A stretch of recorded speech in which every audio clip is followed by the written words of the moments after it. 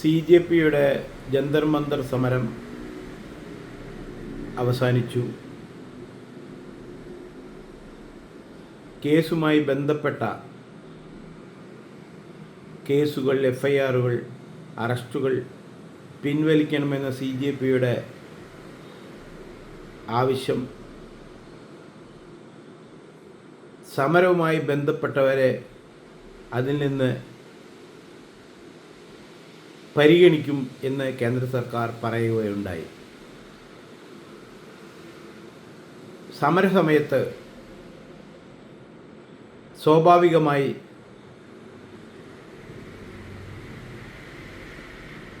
Arguments ഉണ്ടാവാറുള്ളത് പതിവാണ്. അതിൻ്റെ ഫലമായി ലാത്തിച്ചാർജും പീരങ്കി വെള്ള പ്രയോഗങ്ങളും ഒക്കെ സാധാരണമാണ് ഇന്ന്. തുടർന്ന് അതീവ ആക്രമണങ്ങളും ചില സമയങ്ങളിൽ ഉണ്ടാവാറുണ്ട്. പക്ഷേ ഇവിടെ ഉണ്ടായ വളരെ അത്ഭുതപ്പെടുത്തുന്ന ഒരു സംഭവം, വ്യക്തിഹത്യ നടത്തുക. കേന്ദ്ര സർക്കാരിനെതിരെയാണ് സമരം ചെയ്യുന്നത്. സമരത്തിൻ്റെ ഉദ്ദേശം നീറ്റ് പരീക്ഷയായിരുന്നു. പരീക്ഷയിൽ പങ്കെടുത്ത എത്ര പേര് ആ പ്രതിഷേധത്തിൽ ഉണ്ടായിരുന്നു എന്നതിൻ്റെ കണക്ക് ഇപ്പോഴും കൃത്യമായി കിട്ടിയിട്ടില്ല. സത്യത്തിൽ നീറ്റ് പരീക്ഷയിൽ പങ്കെടുത്ത, ഈ പ്രാവശ്യത്തെ നീറ്റ് പരീക്ഷയിൽ പങ്കെടുത്ത ഒരാളുടെ പേര് പോലും കേന്ദ്ര സർക്കാരിന് കിട്ടിയിട്ടില്ല എന്നതാണ് സത്യം. ഈ അഭിഷേക് ദീപ്കെ 31-32 വയസ്സായി, അമേരിക്കയിൽ കാലങ്ങളായി പറഞ്ഞു കേൾക്കുന്ന കാര്യങ്ങളാണ്. കോടികളുടെ ആസ്തിയുമായിട്ട് അവിടെ ഇരിക്കുന്ന ഒരു വ്യക്തിയാണ്. രണ്ടാമത്തെ നേതാവ് ഇന്ത്യയിൽ തന്നെ 6-7 ലക്ഷത്തിൻ്റെ ഒരു കൊട്ടാരത്തിൽ വാടകയ്ക്കെടുത്താണ് താമസിക്കുന്നത്. എന്തിനാണോ വാടകയ്ക്ക് താമസിക്കുന്നത് മനസ്സിലാകുന്നില്ല. ആയിക്കോട്ടെ, വിദ്യാർത്ഥികളുടെ ഒരു പ്രശ്നം, പെട്ടെന്നുണ്ടായ പ്രശ്നന്മാരായിട്ടോ ഈ സമരം, അതവിടെ നിൽക്കട്ടെ.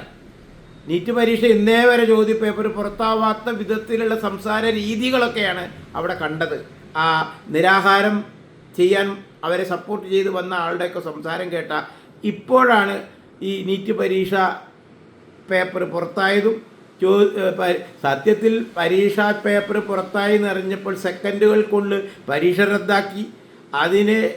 അതായത് ഈ നീറ്റ് ചോദ്യപേപ്പർ പുറത്തായത് എവിടുന്നാന്നുള്ളത് എല്ലാവരും മറക്കാതെ മനസ്സിൽ കരുതിക്കൊള്ളണം.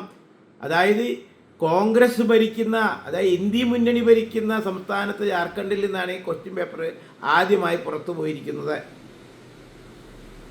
അത് ഈ സമര നേതാക്കളോ സമരത്തിന് പിന്തുണയ്ക്കാൻ പോയവരോ ഒന്നും പറയുന്നില്ല. CPM നേതാക്കളായ ബ്രിട്ടാസോ ABO പറയുന്നില്ല, ഒരക്ഷരം ഉണ്ടെന്നില്ല. കോൺഗ്രസിൻ്റെ നേതാക്കളായ പ്രതിപക്ഷ നേതാവ് അടക്കം പല മുഖ്യമന്ത്രിമാരും അവിടെ കൊണ്ടുപോയി അണിനിരത്തി. എത്ര വേഗമാണ് കേരളത്തിലെ മന്ത്രിസഭ തന്നെ അവിടെ എത്തി. എന്തിനായിരുന്നു സത്യത്തിൽ ഇതൊക്കെ? ശരിക്കും പരീക്ഷ പേപ്പർ പുറത്തായതിന് തന്നെയാണോ ഈ എല്ലാവരും കൂടി പെട്ടെന്ന് അവിടെ ഓടിക്കൂടിയത്? ഈ ഓടിക്കൂടിയത് കാണുമ്പോൾ എനിക്ക് ഈ 2024 തെരഞ്ഞെടുപ്പ് കഴിഞ്ഞപ്പോൾ, അതായത് NDA മുന്നണി ഒരു വലിയ ഭൂരിപക്ഷം 400 സീറ്റിൻ്റെ അപ്പുറമൊക്കെ പ്രതീക്ഷിച്ചിട്ടാണ്. അത് സ്വാഭാവികമാണ്, എല്ലാവരും ഒരു പ്രതീക്ഷ വെച്ചിട്ട് തന്നെയാണ് തെരഞ്ഞെടുപ്പിൽ മത്സരിക്കുക. ആ പ്രതീക്ഷ ചിലപ്പോൾ വിചാരിച്ചതിൽ കൂടുതലാവാം, വിചാരിച്ചതിൽ കുറവാവാം. എന്തു തന്നെയായാലും NDA മുന്നണി ഭരണത്തിൽ തന്നെ വന്നു, വിചാരിച്ചതിൽ കുറഞ്ഞു. അതൊന്നും ഇവിടെ സാധാരണ തന്നെയാണ്. കാരണം ജനങ്ങളുടെ മുഴുവൻ മനസ്സ് നമുക്കറിയാൻ പറ്റില്ല. ഭൂരിപക്ഷമുള്ള NDA മുന്നണി, BJP മുന്നണി, BJPയുടെ നേതൃത്വത്തോടെ നിലനിൽക്കുമ്പോൾ ഇലക്ഷൻ റിസൾട്ട് വന്നപ്പോൾ കേരളത്തിൽ നിന്ന് വിമാനം കയറിയവരുടെ അന്നത്തെ ദിവസം, അതായത് മന്ത്രിസഭാ രൂപീകരണത്തിൻ്റെ ചർച്ചകൾ നടക്കുന്ന സമയത്ത് കേരളത്തിൽ നിന്ന് മാത്രം, ഞാൻ മറ്റുള്ള സ്റ്റേറ്റ് ഒന്നും പറയുന്നില്ല, കേരളത്തിൽ നിന്ന് മാത്രം ഡൽഹിയിലേക്ക് പോയവരുടെ ലിസ്റ്റ് അന്നത്തെ എയർലൈൻസുകളിലെ ആ ചാർട്ട് നോക്കിയാൽ കിട്ടും. എൻ്റെ വളരെ അടുത്ത ഒരു ഫ്രണ്ടാണ്, ജിഹാദിയാണ്. ഞാൻ അദ്ദേഹത്തെ കണ്ട് ജിഹാദി തന്നെ വിളിക്കാറുള്ളൂ. അത് അദ്ദേഹത്തിന് കുഴപ്പമില്ല, ഞങ്ങൾ വളരെ ഫ്രണ്ട്ഷിപ്പിലാണ്. അപ്പം ഞാൻ ചോദിച്ചു, എന്തിനാണ് മിസ്റ്റർ ജിഹാദി നിങ്ങളൊക്കെ ഈ ഡൽഹിക്ക് ഓടുന്നത്, എന്താ അതിൻ്റെ കാര്യം, ഒന്ന് പറ, ഒന്ന് കേൾക്കട്ടെ, മനസ്സിലാക്കട്ടെ. അത് ഞാൻ ചെന്ന് പറയാമെന്ന് പറഞ്ഞ് മൂപ്പര് ഡൽഹി പോയിട്ട് അവിടെ നിന്ന് അന്ന് വിളിച്ചില്ല, പിറ്റേ ദിവസം ഞാൻ വിളിച്ചു. എന്തിനാണ് ഡൽഹിക്ക് പോയത്, അവിടെ BJP അല്ലേ വീണ്ടും ഭരണത്തിൽ വന്നത്. അതൊന്നും അല്ലടോ, ജയശങ്കറെ കാണാം. അപ്പോൾ എന്താ പ്രശ്നം ചോദിച്ചു. മന്ത്രിസഭ വേറെ ഉണ്ടാക്കാനുള്ള പരിപാടിയാണ്. ആര്? ഭൂരിപക്ഷം ഇല്ലാത്ത ഹിന്ദി മുന്നണിയോ? അതെ, എങ്ങനെ? ഞാൻ ചോദിച്ചു, അത് എങ്ങനെയാണ്? അതൊക്കെ പണിയുണ്ടോ, എന്നാലൊന്ന് പറ, കേൾക്കട്ടെ. NDAയിലെ പ്രധാന 2 കക്ഷികളുണ്ട്, നിതീഷ് കുമാർ അല്ലെങ്കിൽ നമ്മുടെ ചന്ദ്രബാബു നായിഡു. ഇവരെയൊക്കെ അടർത്തിക്കൊണ്ടുവന്ന് ഇന്ത്യ മുന്നണി അങ്ങട് അധികാരം പിടിക്കാമെന്നാണ് ഈ ജിഹാദികളിലെ അന്നത്തെ കണക്ക്.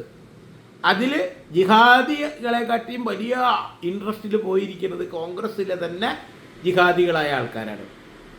വലിയ തരത്തിലുള്ള ഒരു പ്രഷർ അന്ന് ബഹുമാനപ്പെട്ട ചന്ദ്രബാബു നായിഡുവിനും ബഹുമാനപ്പെട്ട നിതീഷ് കുമാറിനും ഉണ്ടായിട്ടുണ്ട് എന്നുള്ള സത്യമാണ്.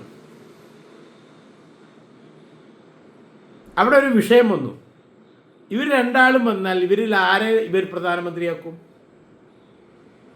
നിതീഷ് കുമാറിനാക്കിയ ചന്ദ്രബാബു എന്ത് ചെയ്യും? ചന്ദ്രബാബുവിനാക്കിയ നിതീഷ് കുമാർ എന്ത് ചെയ്യും? ഇതൊക്കെ ഇവർ കളിച്ച കളികൾ തന്നെയാണ് അന്ന്. പക്ഷെ ചന്ദ്രബാബുവിന് ഒരു പാഠമുണ്ട്. അതായത് ആദ്യത്തെ മന്ത്രിസഭയിൽ NDA മുന്നണിയിൽ ഘടകകക്ഷിയായിരുന്നു ചന്ദ്രബാബു നായിഡുവിൻ്റെ പാർട്ടി. അതായത് നരേന്ദ്രമോദി ആദ്യമായി കേന്ദ്രത്തിൽ പ്രധാനമന്ത്രി ആയപ്പോൾ അന്ന് ആ മുന്നണിയിലെ പ്രധാന ഘടകകക്ഷിയായിരുന്നു ചന്ദ്രബാബു നായിഡു. അപ്പോൾ കേന്ദ്രത്തിൽ നല്ല കേന്ദ്രമന്ത്രിമാരും ആന്ധ്രയുടെ ഭരണവും ഒന്നിച്ചു കൊണ്ടുപോയിരുന്ന ആ ആദ്യത്തെ NDA മുന്നണിയുടെ 5 വർഷക്കാലം ചന്ദ്രബാബു നായിഡുവിൻ്റെ സുവർണകാലമായിരുന്നു. ആ 5 വർഷം കഴിയാറായ ലാസ്റ്റ് 6 മാസമായപ്പോൾ ഈ ജിഹാദികളായ കോൺഗ്രസ്സിലെയും മറ്റുള്ളവരൊക്കെ കൂടി ചന്ദ്രബാബു നായിഡുവിൻ്റെ ബ്രെയിൻ വാഷ് ചെയ്തു. അതായത് അവസാനം 6 മാസം കഴിഞ്ഞാൽ വീണ്ടും തെരഞ്ഞെടുപ്പ് വരികയാണ്. ആ സമയത്ത് ഇലക്ഷന് മുന്നേ തന്നെ ചന്ദ്രബാബു നായിഡുവിനെ പോയി ക്യാൻവാസ് ചെയ്തു. എന്താ പറഞ്ഞത് നായിഡുവിനോട്? തെരഞ്ഞെടുപ്പ് കഴിഞ്ഞാൽ ആന്ധ്രയിൽ നിന്ന് വലിയൊരു റിസൾട്ട് വന്നാൽ നായിഡു ആണ് അടുത്ത പ്രധാനമന്ത്രി. നായിഡു അത് വിശ്വസിച്ചു. നായിഡു എന്തൊക്കെ കുറ്റം പറഞ്ഞ് അവസാനത്തെ 3 മാസമാകുമ്പോൾ NDA ഇറങ്ങിപ്പോയി. എന്നിട്ട് ഈ സാമ്പാർ മുന്നണി, അതായത് നമ്മുടെ വലിയൊരു, ഞാൻ പറയില്ല, മരുമകനെ എപ്പോഴും പറയാം, സാമ്പാർ മുന്നണി. ആ സാമ്പാർ മുന്നണിയിൽ ചന്ദ്രബാബു നായിഡു കയറിക്കൂടി. തെരഞ്ഞെടുപ്പ് വന്നു. ഈ ആന്ധ്രയിലൊരു കാര്യമുണ്ട്, പാർലമെൻറ്റ് ഇലക്ഷൻ്റെ സമയത്ത് തന്നെയാണ് അവിടെ നിയമസഭാ ഇലക്ഷൻ എപ്പോഴും വരിക. നരേന്ദ്രമോദി ആദ്യം അധികാരത്തിൽ വരുന്ന സമയത്ത് ചന്ദ്രബാബു നായിഡു ജയിക്കുന്നു, NDAയോടൊപ്പം BJPയോടൊപ്പം നിൽക്കുന്നു, സംസ്ഥാനം കിട്ടുന്നു, കേന്ദ്രത്തിൽ കേന്ദ്രമന്ത്രിമാരുണ്ടാകുന്നു. സുഖമായി 5 കൊല്ലത്തോളം, അതായത് 4.25 കൊല്ലോടെ NDAയോടൊപ്പം നിന്നു. അവസാനത്തെ മാസമായപ്പോൾ അതിൽ നിന്ന് ഇറങ്ങിപ്പോയി ഇന്ത്യ മുന്നണിയോടൊപ്പം നിന്നു. അപ്പോൾ നായിഡു എന്താ അന്ന് വിചാരിച്ചത്? ഈ തെരഞ്ഞെടുപ്പിൽ, ഇനി വരുന്ന തെരഞ്ഞെടുപ്പിൽ BJP എന്തായാലും ജയിക്കില്ല, അപ്പോൾ ഞാൻ അങ്ങോട്ട് പോയി കഴിഞ്ഞാൽ അവരെയും കൂട്ടിയിട്ട് ഇവിടെ ഒരു വിപ്ലവം ഉണ്ടാക്കാമെന്നൊക്കെ വിചാരിച്ചാൽ നായിഡു അങ്ങോട്ട് ചാടിയത്. പക്ഷേ തെരഞ്ഞെടുപ്പിൽ നരേന്ദ്രമോദി അതിനെക്കാട്ടിയും വലിയ വിജയത്തിൽ വീണ്ടും അധികാരത്തിൽ വന്നു. നായിഡു ഔട്ടായി എന്ന് മാത്രമല്ല, സംസ്ഥാനത്ത് നിന്നും വൈറ്റ് വാഷ് ചെയ്തു, കളഞ്ഞു വിട്ടു നായിഡുവിന്. നായിഡു ആകെ പെട്ട അവസ്ഥയിലെത്തി. ഞാനൊക്കെ അന്ന് വിചാരിച്ചു നായിഡുവിൻ്റെ പണി കഴിഞ്ഞു എന്നാണ്. കാരണം ജഗൻ അവിടെ അടിച്ചു കയറി വന്നു, അവിടുത്തെ മുഖ്യമന്ത്രിയായി. കേന്ദ്രത്തിലെ MP മാരായി. നായിഡു എന്തൊക്കെ പദ്ധതികൾ നടപ്പാക്കിയിട്ട് അതൊക്കെ പൊളിച്ചു കളഞ്ഞു ജഗൻ വന്നപ്പോൾ. ഇതാണ് ആന്ധ്രയിൽ കണ്ടത്. ഇതൊക്കെ വളരെ വേസ്റ്റാണ്. അമരാവതി എന്ന് പറയുന്ന ഒരു തലസ്ഥാന നഗരി നായിഡുവിൻ്റെ ഒരു സ്വപ്ന പദ്ധതിയായിരുന്നു. അതൊക്കെ ജഗൻ റെഡ്ഡി വന്നപ്പോൾ ഞാൻ അടിച്ചു പൊളിച്ചു കളഞ്ഞു എന്നാണ് ഞാൻ മനസ്സിലാക്കിയത്, കേട്ടിട്ടുള്ളത്, പലതും നമ്മൾ പോയി കണ്ടതൊക്കെ. അങ്ങനെ 5 കൊല്ലം യാതൊരു അക്ഷരവും ഉരുവിടാതെ, പിന്നെ ഒരു ഇന്ത്യ മുന്നണിയുടെ ചർച്ചയ്ക്കും പോകാതെ നായിഡു ക്ഷമിച്ചിരുന്നു. രണ്ടാമത്തെ നരേന്ദ്രമോദി മന്ത്രിസഭയുടെ അവസാന കാലഘട്ടങ്ങളിൽ വീണ്ടും തെരഞ്ഞെടുപ്പ് വരാറായപ്പോൾ നായിഡു വീണ്ടും NDAയിലേക്ക് തിരിച്ചുപോയി.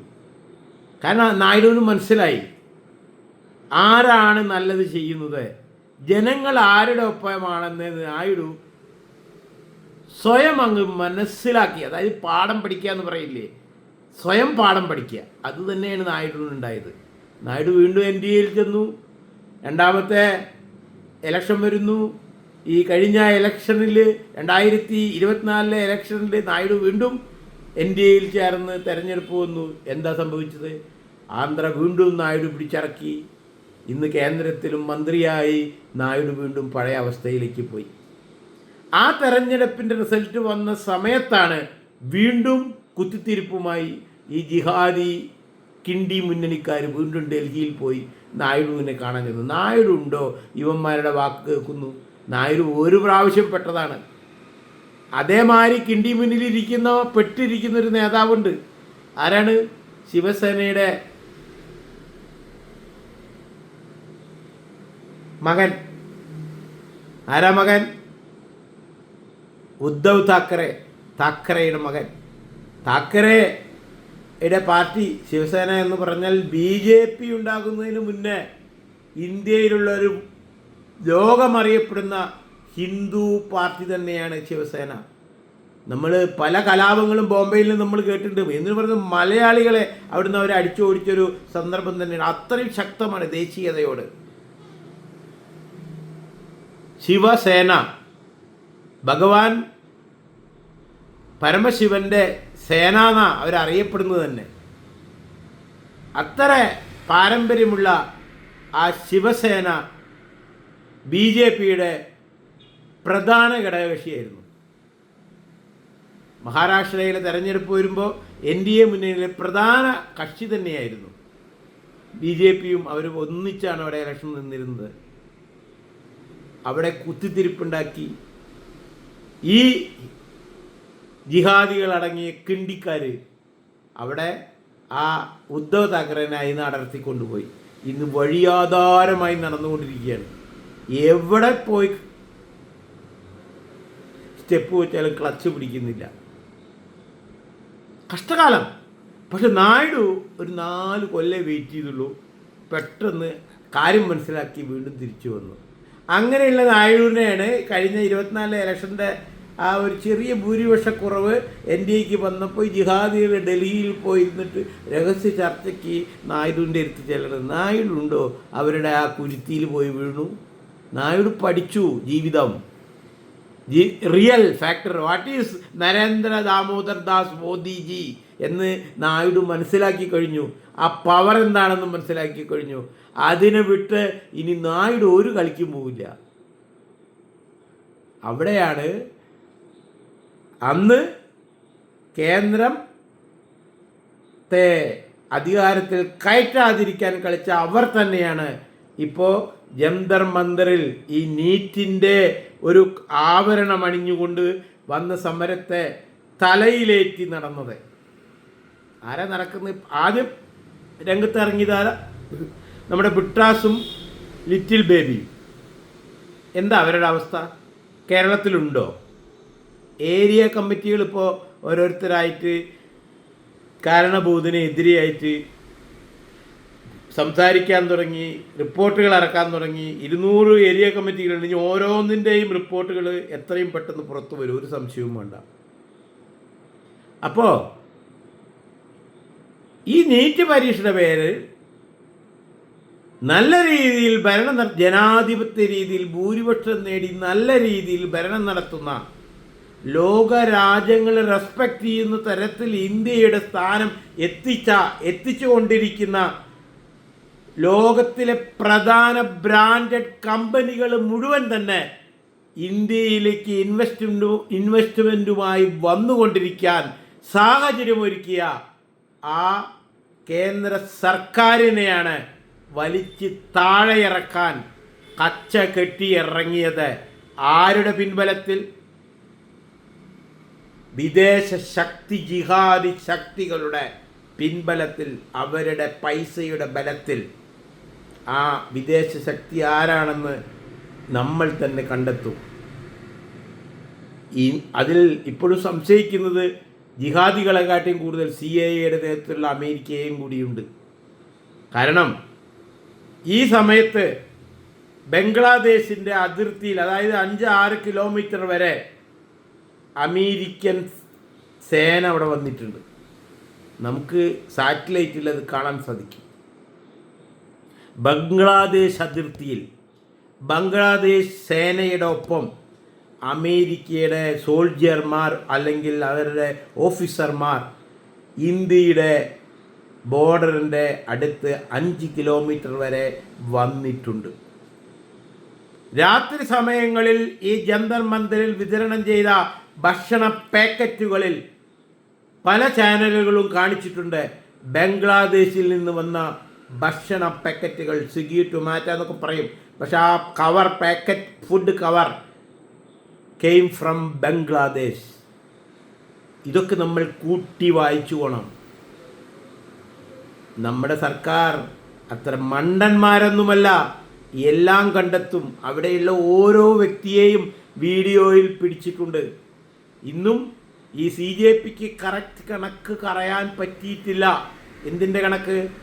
നീറ്റ് പരീക്ഷയിൽ പങ്കെടുത്ത് പരീക്ഷയിൽ തോറ്റവരും എഴുതിയവരുടെയും എത്ര പേരുടെ ലിസ്റ്റ് ഇന്നും CJPക്ക് കൊടുക്കാൻ പറ്റിയിട്ടില്ല. അഭിജിത്ത് ദീപ്ക്ക് നീറ്റുമായി ഒരു ബന്ധവുമില്ല. രണ്ടാമത്തവരും ഒരു ബന്ധവുമില്ല. വൈകുന്നേരങ്ങളിൽ ബാറ് ക്ലബ്ബുകളിൽ പോയി ഡാൻസ് ആടി കൂത്തിമറയുന്ന 2 പയ്യന്മാരായിട്ട് ഇവന്മാരെ കാണാൻ പറ്റുള്ളൂ. അപ്പോൾ ഇവിടെ നരേന്ദ്രമോദിയുടെ വ്യക്തിപരമായ അധിക്ഷേപം നടത്തിയവരെയാണ് ഇപ്പോൾ കണ്ടെത്താൻ ശ്രമിച്ചു കൊണ്ടിരിക്കുന്നത്. കഷ്ടമുണ്ട്. ഒരു ഭരണാധികാരിയെ തെറി വിളിക്കാം. 2014 അധികാരത്തിൽ കയറിയ സമയത്ത് കേരളത്തിൽ നിന്ന് ജനങ്ങൾ തെരഞ്ഞെടുത്തൊരു MLA പരസ്യമായിട്ട് നരേന്ദ്രമോദിയുടെ തന്തയ്ക്ക് വിളിച്ച് ഇവിടെ പ്രസംഗങ്ങൾ നടത്തി. ആരും ഒന്നും പറഞ്ഞില്ല. അന്നത്തെ മുഖ്യമന്ത്രി ചോദ്യം ചെയ്തേയില്ല. സതീശൻ ഇപ്പോൾ അധികാരത്തിൽ കയറിയപ്പോൾ ഏതോ ഒരുത്തൻ്റെ എന്തോ ഒരു കമൻറ്റ് ഫേസ്ബുക്കിൽ പോസ്റ്റ് ചെയ്തു എന്ന് പറഞ്ഞിട്ട് ആ ഒരു സർക്കാർ ഉദ്യോഗസ്ഥനാണ്, അദ്ദേഹത്തിനെതിരെ നടപടിയെടുത്തവരാണ് കേരളം ഭരിക്കുന്നത്. ആ കേരളം ഭരിക്കുന്നവർ തന്നെയാണ് അവരുടെ ഒരു MLA ഇന്ത്യയുടെ പ്രധാനമന്ത്രിയുടെ തന്തയ്ക്ക് വിളിക്കുന്നു. അവൻ്റെ ശിങ്കിടി വീണ്ടും MLA ആകുമ്പോൾ അതേ തന്തയ്ക്ക് വിളിക്കൽ റിപ്പീറ്റ് ചെയ്യുന്നു. ഇതൊക്കെ കേരളം കണ്ടതാണ്. അതല്ല തമാശ. അവരുടെ പാർട്ടിയിലെ ലീഡറുടെ മകൾ BJPയിൽ ചേരുന്നു. ഇവിടെ പലരും അങ്ങോട്ടും ഇങ്ങോട്ടൊക്കെ ചേരാൻ പതിവ് തന്നെയാണ്. അതൊന്നും ഒരു പ്രശ്നക്കാരില്ല. ആൻ്റണിയുടെ മകൻ BJP ചേർന്നിട്ടുണ്ടെന്നേ ഇവിടെ ഒരു പ്രശ്നം ഉണ്ടായിട്ടില്ലല്ലോ. ആർക്കും കലിയിളകിയില്ലല്ലോ. ഇന്ന് കരുണാകരൻ്റെ മകൾ BJP ചേർന്നപ്പോൾ ഈ തന്തയ്ക്ക് വിളിച്ചവന്മാർക്ക് ഇത്ര കെൽപ്പെന്താ? ആ തന്തയ്ക്ക് വിളിച്ചവൻ, അതായത് ആദ്യം തന്തയ്ക്ക് വിളിച്ചവൻ്റെ അസിസ്റ്റൻ്റാണ്. രണ്ടാളുടെയും തൊഴിൽ വേറെയാണ്. MLA പണിയൊന്നുമല്ല. അതൊന്നും ഞാൻ പറയുന്നില്ല. അതിൻ്റെ കേസും കാര്യങ്ങളൊക്കെ അവിടെ നടക്കുന്നുണ്ട്. അവൻ വീണ്ടും തന്തയ്ക്ക് വിളിച്ചിട്ട് ഈ കരുണാകരൻ്റെ മകൾ BJPയിൽ ചേർന്നതിന് ആ കരുണാകരൻ്റെ മകൾ, കരുണാകരൻ്റെ ഭാര്യ, കല്യാണിക്കുട്ടി അമ്മ വരെ പേഴ്സണലി സോഷ്യൽ മീഡിയയിൽ വന്നിരുന്ന് വൃത്തികേട് വിളിച്ചു പറഞ്ഞു. എന്നിട്ട് പറയുകയാണ് DNA ടെസ്റ്റ് നടത്തണം. അത് കരുണാകരൻ്റെ DNA അല്ല, ഈ നാറി വിളിച്ചു പറഞ്ഞു. അതിന് ദൈവം അവന് തന്നെ കൊടുത്തു. അവൻ പീഡിപ്പിച്ച പെണ്ണുങ്ങൾ കേസ് കൊടുത്തു, കോടതിയിലും ജയിലിലും കിടന്നു. കോടതി അവൻ്റെ DNA ടെസ്റ്റ് തന്നെ നടത്തി എന്നാണ് ഞാൻ മനസ്സിലാക്കുന്നത്. അതുപോലെ തന്നെയാണ് പ്രധാനമന്ത്രിയുടെ അമ്മയെയും കുടുംബത്തെയും അനാവശ്യമായി ജന്തർ മന്തർ സമരത്തിൽ അധിക്ഷേപിച്ചവർ ഓരോരുത്തരായി കുടുങ്ങുകയാണ്. പലരും ഇപ്പോൾ വന്ന് മാപ്പ് പറയുന്നുണ്ട്. ഞങ്ങൾക്ക് തെറ്റുപറ്റി. ഒരു 15 വയസ്സായ ഒരു പെൺകുട്ടി വിളിച്ചു പറഞ്ഞ അതിനെ ആ പെൺകുട്ടി ഇപ്പോൾ വന്ന് മാപ്പ് പറഞ്ഞിരിക്കുന്നു. എന്തു തന്നെയായാലും ഇവരെല്ലാവരും നിരീക്ഷണത്തിൽ തന്നെയാണ്. അവരുടെ ബാക്ക്ഗ്രൗണ്ടും ചുറ്റുപാടുകളും കുടുംബക്കാരും എല്ലാവരും ദേശക്കാരെ ഒക്കെ സ്റ്റഡി ചെയ്ത് കൃത്യത വരുത്തി. പണ്ട് കേരളത്തിൽ 3 എയർപോർട്ടിലും നേവിയുടെ ഫ്ലൈറ്റ് കൊണ്ടു നിർത്തി രാത്രി പിടിച്ചുണ്ടായത് ഓർമ്മ ഉണ്ടല്ലോ. അതുമാതിരിയുള്ള ഒരു ഫൈനൽ ഡിസിഷൻ ഉണ്ടായിരിക്കും, ഒരു സംശയവും വേണ്ട. കാരണം ഇവിടെ രാജ്യമാണ് വലുത്. രാജ്യത്തിനെതിരെ നിൽക്കുന്നവരാരും തന്നെ ഇവിടെ വിലസണ്ട.